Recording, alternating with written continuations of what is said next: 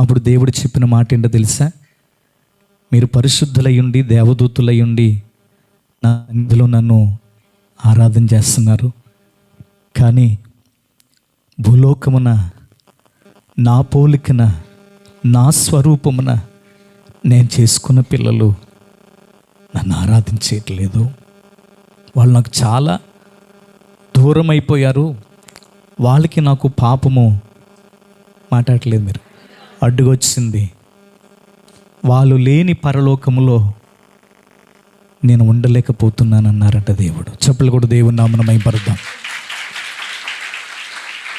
వాళ్ళు చెయ్యని ఆరాధన నాకు ఆరాధనగా అనిపించట్లేదు, నాకేదో లోటుగా వెలితిగా అనిపిస్తుంది. నా పిల్లలు కూడా మీతో పాటు కలిసి ఈ పరలోక రాజ్యములో నన్ను ఆరాధించేవారిగా ఉండాలని నేను కోరుకుంటున్నాను అని ఆయనే దేవుడే వాక్యమే శరీరధారి అయి ఆయనే కృపా సత్య సంపూర్ణుడిగా పరలోకాన్ని విడిచిపెట్టి పరుగున మరొకరకు ఆయన ఈ లోకానికి వచ్చిన దేవుడై ఉన్నాడు. హల్లెలూయా, హల్లెలూయా. ఇప్పుడు మనం కువైట్ ఎందుకు వచ్చామంటే కొన్ని విషయాలు చెప్పాం. దేవుడు ఎందుకు వచ్చారంటే నిన్ను నన్ను పాపము నుండి విడిపించటానికి వచ్చారు, రక్షకునిగా వచ్చారు. ఇక్కడ చదివిన వాక్యములో విచారం ఏంటంటే, మీరు ఎటు దిక్కులు చూడొద్దు, మీ ప్రక్కన ఏదైనా ఖాళీ స్థలం ఉంటే మీరు అటు జరిగి కూర్చోవడానికి మిగిలిన వాళ్ళకి అవకాశం ఇవ్వండి. హాలు చిన్నది అయిపోయింది. ఈ రోజున మనకు వచ్చే జనం ఎక్కువ మంది, బల్లారాధన కూడా ఉంది. సమయాన్ని వృధా చేసుకోవద్దు. దేవునికి స్తోత్రం, హల్లెలూయా. ఆయన లోకములో ఉండెను, లోకం ఆయన మూలముగా కలిగెను, కానీ లోకము ఆయనను తెలుసుకోలేదు. ఆయన ఎందుకు వచ్చాడో తెలుసుకోలేదు, ఆయన ఎక్కడి నుంచి వచ్చారో తెలుసుకోలేదు, ఆయన వచ్చిన కారణం ఏంటో తెలుసుకోలేదు. ఆనాటి ప్రజలు చాలామంది అనుకున్నారు ఆయన బోధ ఏదో చేసుకుని వెళ్ళిపోతున్నాడు.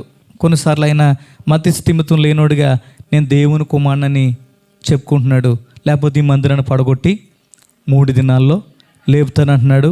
ఆయన ఏదో పిచ్చోళ్ళ మాట్లాడతాడు, దేవుని కుమారుని అంటాడు, మందిరాన్ని పడగొడతానంటాడని చాలామంది ఆయనను అపహాస్యం చేసిన ప్రజలు కూడా చాలామంది ఉన్నారు.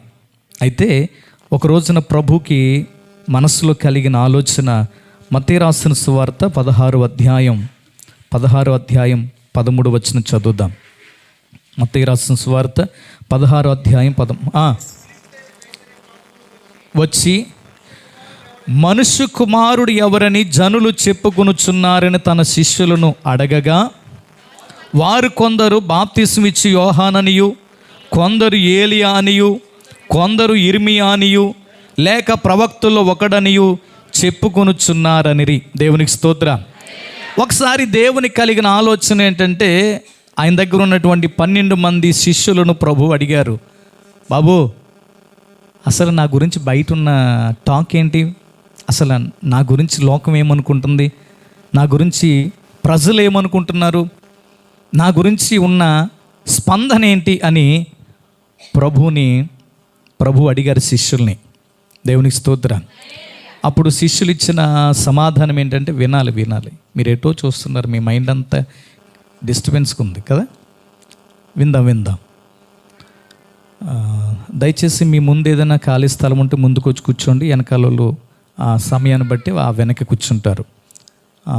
అనవసరంగా టైం మనం వేస్ట్ చేసుకోవద్దు. దేవునికి స్తోత్రం, హల్లెలూయా.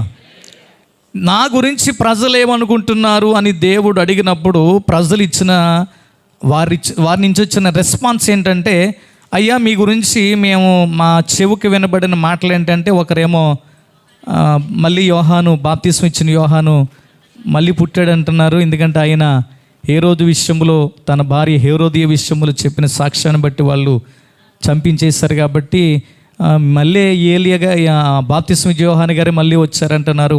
కొందరేమో ఏలియా అంటున్నారు, కొందరేమో ఇర్మియా అంటున్నారు, ఇంకా కొంతమంది ఏమో ప్రవక్తల్లో ఎవరో ఒకరు మళ్ళీ పుట్టారంటున్నారు, కొంతమంది మోషే అని కూడా అని ఉండొచ్చేమో. ఇలాగ పలు రకాలుగా పలుమంది సాక్ష్యం ఇస్తున్నారు. ఇప్పుడు ఇందులో మిమ్మల్ని అడుగుతున్నాను, ఏది కరెక్ట్ అంటారు? యేసు ప్రభు వారిని చూచిన ప్రజలు కొందరేమో బాప్తిస్మం ఇచ్చే యోహాను అన్నారు, కొందరేమో ఇర్మియా అన్నారు, కొందరేమో ఏలియా అన్నారు, మరి కొందరు ప్రవక్తలు ఎవరు అన్నారు. ఈరోజు మిమ్మల్ని అడుగుతున్నాను, యేసు ఎవరు నీకు తెలుసా? నీకు తెలిసిన యేసు అంటే ఎవరు? ఇంత మౌనం ఏంటి, నాకు అర్థం కాల అమ్మా. దేవునికి స్తోత్రం. ఒక్క మాటలో చెప్పొచ్చు, ఇంత అక్కర్లా. యేసు అంటే నన్ను రక్షించడానికి వచ్చిన రక్షకుడు. చప్పలు కూడా దేవుని నామమున మహిమపరుద్దాం. నిన్ను రక్షించడానికి వచ్చిన రక్షకుడు, నిన్ను పాపము నుండి విమోచించడానికి వచ్చిన రక్షకుడు. రేపొద్దున నీ అన్నదమ్ములో, నీ అక్క చెల్లెల్లో, నీ బంధువులో, నీ స్నేహితులు, ఇరుగు పొరుగు వారు, నీ గ్రామంలో ఉన్నవారు, నీ శ్రేయోభిలాషులో ఎవరొకరు యేసుని ఎందుకు నమ్ముకున్నావు నువ్వు అని అడిగితే నీ దగ్గర చెప్పడానికి సరైన సమాధానం ఉండాలి. మా ఆయన నమ్ముకున్నాడు అందుకే నేను నమ్ముకున్నాను, మా ఆవిడ నమ్ముకుంది నేను అందుకే నమ్ముకున్నాను, మా పిల్లలు నమ్ముకున్నారు నేను అందుకే నమ్ముకున్నాను, మా అత్తగారు నమ్ముకుంది నేను నమ్ముకున్నాను. ఇది కరెక్ట్ కాదు. దేవునికి స్తోత్రం. నువ్వెవరైనా అడిగితే నీ దగ్గర చెప్పాల్సిన సమాధానం ఏంటంటే, ఆయన నన్ను రక్షించడానికి వచ్చిన రక్షకుడు కాబట్టి నేను ఆయనను నమ్ముకున్నాను. హల్లెలూయా. ఇంకొక మంచి మాట చెప్పొచ్చు, నన్ను పాపము నుండి విడిపించడానికి వచ్చిన రక్షకుడు కాబట్టి, ఆయన మాత్రమే నన్ను విమోచించగలిగిన దేవుడు కాబట్టి ఆయన నేను నమ్ముకున్నానని చెప్పాలి. స్తోత్రం. హల్లెలూయా. చాలామంది అంటారు, అప్పులు తీరతాయని నమ్ముకున్నాను, ఇల్లు కట్టుకుంటానని నమ్ముకున్నాను, పిల్లలు పుడతారని నమ్ముకున్నాను, ఉద్యోగం వస్తుందని నమ్ముకున్నాను, పెళ్ళి అవుతుందని నమ్ముకున్నాను. ఇవి యేసుని నమ్ముకోవడానికి సరైనటువంటి కారణాలు కాదు. ఎందుకంటే ఇవన్నీ దేవుడి పేరు చెప్పి నువ్వు ఆయన నుంచి అవసరాలు తీర్చుకోవడానికి నమ్ముకున్నట్టు లెక్క. కొంతమంది అందుకోసం తొలి దినాల్లో వచ్చినా ఆయన చేసిన గొప్ప కార్యాలను బట్టి ఆయన నిజమైన దేవుడిని నమ్ముకున్న వారు, స్థిరపడిన వారు చాలామంది ఉన్నారు. దేవునికే మహిమ కలుగునగాక. స్తోత్రం.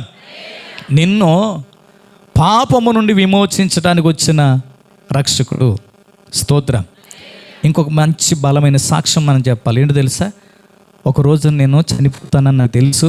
ప్రతి మానవుడికి తెలుసా తెలియదు ఈ విషయం అమ్మా? ఏదో ఒక రోజున మనం చస్తామా చావమా? ఖచ్చితంగా చచ్చిపోతాం ఏదో ఒక రోజున. ఏ దినమో, ఏ రోజు, ఏ నెలలో, ఏ సంవత్సరం మనకి తెలియదు, కానీ చావు ఉందని మాత్రం మనకి తెలుసు. దేవునికి స్తోత్రం.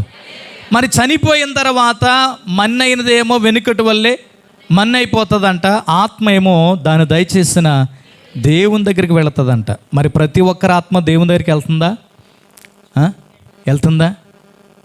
ధనవంతుడు లాజర్ కథ మీకు బాగా తెలుసు. లాజర్ ఏమో చనిపోయి దేవదూతల చేత అబ్రహాము పార్శ్వమును కూర్చోవడానికి అక్కడికి వెళ్ళాడంట. ధనవంతుడైనటువంటి వాడు చనిపోయి అక్కడికి వెళ్ళాడు, పాతాళ లోకములో యాతన పడుతున్నాడని లూకాసు వార్తలోని రాస్తుంది. దేవునికి స్తోత్రం. హల్లెలూయా. అంటే ఇప్పుడు లాజరు దేవుణ్ణి నమ్ముకున్నాడు కాబట్టి చనిపోయిన తర్వాత తన ఆత్మ నరకాగ్నికి వెళ్లకుండా పరలోక రాజ్యానికి ప్రయాణమై వెళ్ళింది. దేవునికి స్తోత్రం. ధనవంతుడు ధనమును చూసి మురిసిపోయాడు, కానీ రక్షకుడైన దేవునితో నాకు పని లేదన్నాడు. డబ్బుంటే చాలు, నాకేంటండి చర్చిలకు వెళ్ళాల్సిన కర్మ నాకేంటి, ఆ మత గ్రంథమైనటువంటి బైబిల్ పట్టుకోవాల్సిన కర్మ నాకేంటి, ఆ నీటిలో మునిగి బాప్తీసం పొందాల్సిన కర్మ నాకేంటి, వాళ్ళ గొర్రెలు కాబట్టి ఈ మధ్యన ఇదే ఎక్కువ ట్రెండ్ జరుగుతుంది, వాళ్ళు గొర్రెలు. నిజమే, వాడు తెలిసి చెప్పిన, తెలిగి చెప్పిన, అజ్ఞానంగా చెప్పిన మనం గొర్రెలమే, మన కాపరి యేసయ్యే. దేవునికి మహిమ కలుగునుగాక. ఒక రోజున గొర్రెలే పరలోకంలో ఉండబోతున్నాయి. విమర్శించిన మేకలన్నీ అగ్ని ఆరని పురుగు చావని చోటుకి వెళ్ళబోతున్నాయి అని బైబిల్ చెప్తుంది. దేవునికి స్తోత్రం. సత్యం తెలుసుకుంటే దేవునితో ఉంటావు, అసత్యంలో బ్రతికితే అంతే, ఎవ్వడు ఏం చేయలేడు. దేవునికి స్తోత్రం. మద్యపానము ఆరోగ్యానికి హానికరం అంటే దాని అర్థం ఏంటి?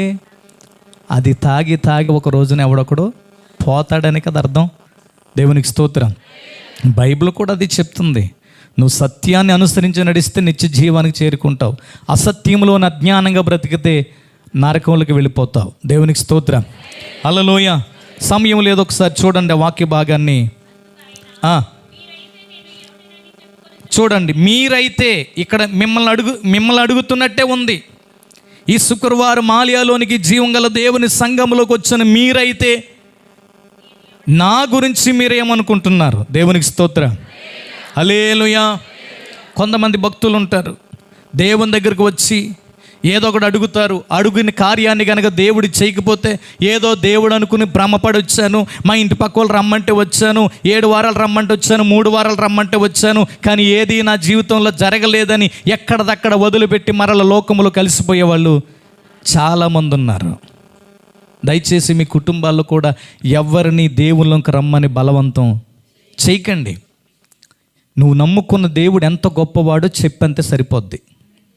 ఒక మాట చెప్తున్నాను, యేసు ఎవరో నీ మనసుకు తెలిసి ఉండాలి. హల్లెలూయా, హల్లెలూయా.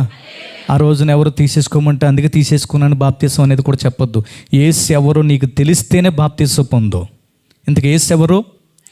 యేసు ఎవరు? రక్షకుడు. యేసు ఎవరు? నిన్ను పాపము నుండి విమోచించినటువంటి దేవుడు. ఇంకా యేసు ఎవరంటే ఒక రోజున నీ ఆత్మ నరకానికి వెళ్లకుండా నిన్ను స్వర్గములోనికి పరలోకములోనికి నడిపించగలిగిన దేవుడు. ఆయనే మార్గమై ఉన్నాడు. దేవునికి స్తోత్రం. నేను చెప్తున్నాను కదా, ఈ 3 కారణాలు వాక్యంలోంచి తెలిసిన తర్వాత నేను బాప్తీసానికి అడుగులు ముందుకు వేశాను. 1, నా రక్షకుడు. 2, నన్ను పాపము నుండి విమోచించినటువంటి దేవుడు. 3, ఆయన నా ఆత్మను నరకానికి వెళ్లకుండా కాపాడగలిగిన సమర్థుడు. ఆయన నమ్ముకుంటేనే నేను నరకము నుండి తప్పించబడతాను. హల్లెలూయా. దేవుని నమ్ముకుంటేనే, యేసయ్యను నమ్ముకుంటేనే మనం నరకము నుండి తప్పించబడగలుగుతాం. అందుకే ప్రభు చెప్పారు, నేనే మార్గము. ఎక్కడికి మార్గము? నిత్య జీవానికి ఆయనే మార్గం, ఆయనే సత్యము, ఆయనే జీవము. ప్రభు చెప్పారు, ఇది నా మాట కాదు. ఎవరికైనా ఇందులో సందేహాలు ఉంటే డైరెక్ట్గా దేవుణ్ణి అడిగి తెలుసుకోండి. హల్లెలూయా. నా ద్వారా తప్ప ఎవరు నా తండ్రి రాజ్యానికి రాలేరని చెప్పారు. దేవునికి స్తోత్రం, హల్లెలూయా. అందుచేత దేవుని పిల్లలమైన మనం ఈ రోజు నుంచి ఇంకా నీ మనసుకు, నీ ఆత్మకు యేసంటే ఎవరో క్లారిటీ లేకపోతే ఇంకా బైబిల్ దగ్గర కూర్చుని చదివి దేవుని గురించి బాగా తెలుసుకో. దేవునికి స్తోత్రం. క్రిందకి చదివితే మీరైతే నా గురించి ఏమనుకుంటున్నారు అన్నప్పుడు, సీమోను పేతురు, నీవు సజీవుడగు దేవుని కుమారుడవైన క్రీస్తువని నేను ఎరుగుదును. దేవునికి స్తోత్రం, హల్లెలూయా. అందుకు యేసు, సీమోను బర్యోనా, నీవు ధన్యుడవు, పరలోకమందున్న నా తండ్రి ఈ సంగతి నీకు బయలుపరిచేది కానీ నరులు నీకు బయలుపరచలేదని చెప్పను. గట్టిగా బిగ్గరగా చప్పలు కొట్టి దేవుని నామాన్ని మహిమపరదామా? స్తోత్రం, హల్లెలూయా. అందులో పేతురు గారు మంచి ఆన్సర్ చెప్పారండి. ఏమని చెప్పారు తెలుసా? నువ్వు సజీవుడవైన దేవుని కుమారుడవయ్యా. బాబు, నువ్వు కుమారుడవు, క్రీస్తువు, రక్షకుడువు, యేసు అని పేరు కలిగిన వాడవు, ఈ లోకాన్ని రక్షించడానికి వచ్చిన వాడవు. అందుకే బాప్తిసం ఇచ్చి యోహాను గారు ఒక మాట చెప్పారు, లోక పాపమును మోసుకుని పోవచ్చున్న దేవుని, చెప్పండి, గొర్రె పిల్ల. దేవునికి స్తోత్రం, హల్లెలూయా. ఈ లోకములో కొందరు యేసుని మత ప్రచారకుడనో దేవుని కుమారుడని అబద్ధం చెప్పుకుంటున్నాడనో, మందిరాన్ని కూలగొట్టి 3 రోజుల్లో చెప్తానని మూర్ఖంగా మాట్లాడుతున్నాడని ఆయనను అపార్థం చేసుకున్న వాళ్ళు ఇంకా కొంతమంది అయితే దెయ్యం పట్టినవాడని కూడా అన్నారు. యేసు చాలామందికి అర్థం కాలేదు. ఇంకా చెప్పాలంటే గొప్ప విచారం ఏంటంటే ఆయన చనిపోయి ఇప్పటికి 2025 సంవత్సరాలు కావస్తున్నా ఇంకా ఈ భూమి మీద ఆయన దేవుడిగా నమ్మని ప్రజలు ఎందరో ఉన్నారు. అది చాలా విచారం. అయితే నమ్ముకున్నావు కనుక, దేవుని గురించి తెలుసుకున్నావు కనుక ఒక మాట చెప్తాను, యేసు ఎవరంటే నీ రక్షకుడు. దేవునికి స్తోత్రం. నిన్ను విమోచించిన దేవుడు, నీ పాపాల కోసం నీకు బదులు కలువరి సిలువలో ఆయన బలి అయిపోయినటువంటి దేవుడు. ఆయన ఎందుకు నీకు దేవుడు అయ్యాడు? చాలామందికి ఫ్యాన్స్గా ఉంటారు. ఇక్కడ ఉంటారా? మీకు ఎవరంటే ఎక్కువ ఇష్టం? మీరు ఎవరు ఫ్యాను? అబద్ధాలు చెప్పకండి. చెప్పేచ్చు కదా నేను పవన్ కళ్యాణ్ ఫ్యాన్ అని చెప్పేచ్చు కదా. ఎక్కడైనా ఒప్పుకోవచ్చు కదా. దేవునికి స్తోత్రం. హల్లెలూయా. ఇలా చెప్తే చాలామంది పేర్లు చెప్తారు. బాప్తిసం పొంది కూడా నేను ఇంకొకరికి ఫ్యాన్ అన్నావంటే ఇంకా నువ్వు ప్రభు మీద పరిపూర్ణంగా నీ మనసు నిలకడగా ఆధారపడలేదు. ఎవరికి బాధ కలిగినా, ఎవరికి నొప్పి కలిగినా ఇక్కడ నిలబడినప్పుడు నేను సత్యాన్ని చెప్పాలి. నీ కొరకు వాళ్ళు ఏం చేశారు నాకు తెలియదు, కానీ నీ కోసం ఈ గ్రంథములో ఉన్న వాక్యమయ్యున్న దేవుడు నీ పాపములన్నీ సిలువగా చేసుకుని నీకు బదులు కలువరి సిలువలో గాయాలు పొంది ముండ్ల కిరీటాన్ని ధరించి ఆయన పవిత్రమైన రక్తాన్ని నీ కొరకు ఆయన చిందించాడు. స్తోత్రం. నీవు బైబిల్ తెలుసుండి, వాక్యం తెలుసుండి, నమ్మి బాప్తీసం పొందండి. చాలమ్మా, ముగించేద్దాం. కూర్చోండి, వినాలి. ఇప్పటికీ నీవెవరికైనా ఫ్యాన్గా ఉన్నావంటే, వాళ్ళు ఎవరైనా కావచ్చు. కొంతమంది అంటారు నేను జగన్ గారికి చాలా వీరాభిమాన్ని, నేను ఫలానా వాళ్ళకి, ఆ పార్టీ వాళ్ళకి, ఆ నాయకులకి నేను చాలా అడగాలి, వాళ్ళ కోసం నేను ఎవరి కోసం ఆడతావైనా ప్రాణాలు నాకు అర్థం కదా. దేవునికి స్తోత్రం. హల్లెలూయా. వాళ్ళు నీ కోసం ఏం చేయలేదు, నువ్వు వాళ్ళ కోసం ప్రాణాలు పెట్టాల్సిన అలాంటి త్యాగాలు ఏమి దయచేసి ఎవరు చేయకుండమ్మా. కొంతమంది అంటారు మా నాయకుడిని ఏమన్నంటే ఇప్పుడే ఇక్కడే పెట్రోల్ వేసుకుని, ఓరే ఏం పిచ్చబట్టిందిరా నీకు. దేవునికి స్తోత్రం. ఆ పిచ్చలోంచి బయటికి రావాలి. స్తోత్రం. ఎక్కడికి రావాలో తెలుసా? ఒక్కసారి సిలువ దగ్గరకు వచ్చి సిలువలో ఉన్న యేసయ్యను చూడు. ఆయన తప్ప నీ కొరకు ప్రాణం పెట్టగలిగినంత ప్రేమ ఈ భూమి మీద ఎవ్వరికీ లేదో. గట్టిగా చెప్తున్నాను, పరిశుద్ధాత్మ దేవుడు నన్ను ప్రేరేపించబడడాన్ని బట్టి చెప్తున్నాను. ఇక మీదట నువ్వు బ్రతికితే యేసయ్యకు బిడ్డగానే బ్రతుకు. వేరెవరికి నువ్వు ఫ్యాన్గానో, ఏసీగానో, కూలర్గానో ఉండాల్సిన అవసరం నీకు లేదు ఖచ్చితంగా. స్తోత్రం. ఏంటంటే వాళ్ళు నీ కోసం ఏమీ చేయలేదు. అంత అభిమానం అయితే ఒకసారి వాళ్ళ ఫోన్ నెంబర్ ఉంటే నువ్వు ఒకసారి ఫోన్ చేయి, నేను మాట్లాడతాను. నా ముందుకు వచ్చేసరి ఫోన్ చేయండి, వాళ్ళతో నేను మాట్లాడిన కష్టాలు చెప్పుకుంటాను. నెంబర్ ఉందా? నువ్వు ఫోన్ చేస్తే ఎత్తుతారా? నీ పేరు ఊరాలకి ఏమన్నా చెప్పండి, తెలుసా? నీ కష్టంలో ఎప్పుడైనా ఆదుకున్నారా? ఇగో డబ్బులు పట్టుకెళ్ళి ఖర్చు పెట్టుకోమ్మా, ఇల్లు కట్టుకొని ఏమన్నా చెప్పండి. ఇలాంటి అభిమానాలు ఏం అభిమానం? పిచ్చి అభిమానం, అర్థం లేని అభిమానం ఎవరి మీద పెంచుకోబాకండి. దేవునికి స్తోత్రం. నువ్వు బ్రతికితే యేసయ్య బిడ్డగా బ్రతుకు. హల్లెలూయా. నీ రక్షకుడు కొరకు బ్రతుకు. నువ్వు రక్షించిన దేవుని కోసం బ్రతుకు. స్తోత్రం. హల్లెలూయా.